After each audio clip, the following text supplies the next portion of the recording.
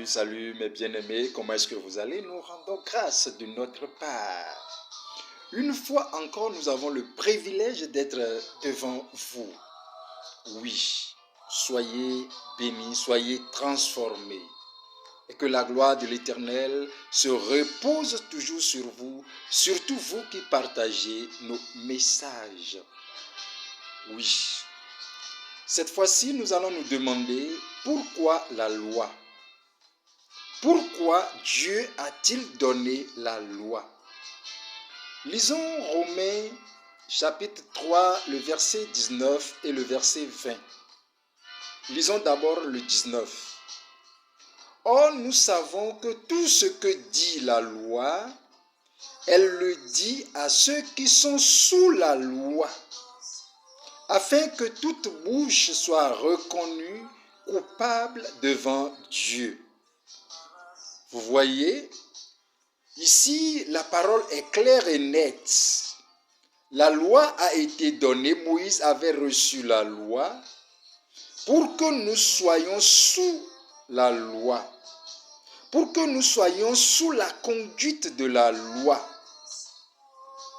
pour que maintenant toute bouche soit fermée, pour que tout le monde puisse reconnaître qu'il est incapable d'accomplir toute la loi.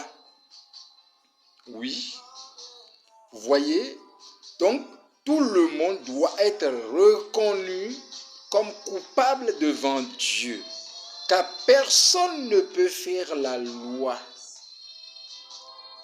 Lisons le verset 20.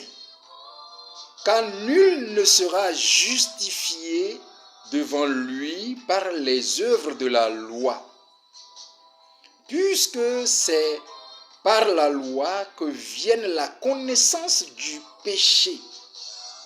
Vous voyez, la réponse est claire. Personne ne peut faire la loi. Personne ne vient au Père par la loi. La connaissance de la loi nous amène maintenant à commencer par avoir des intentions du péché.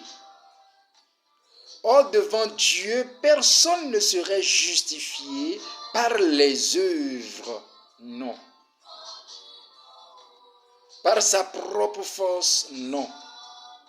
Mais simplement, le prix qu'a payé est de croire au Seigneur Jésus-Christ et puis nous allons recevoir la justification.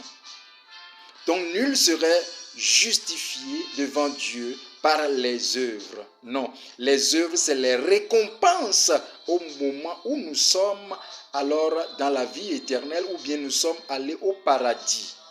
Vous voyez? Donc il faut aller d'abord avant de recevoir cela. Mais étant que nous sommes sur cette terre, Dieu ne va pas nous juger selon les œuvres. Non, c'est par alors la grâce qui est venue par Jésus-Christ de Nazareth. Shalom bien-aimés, à bientôt.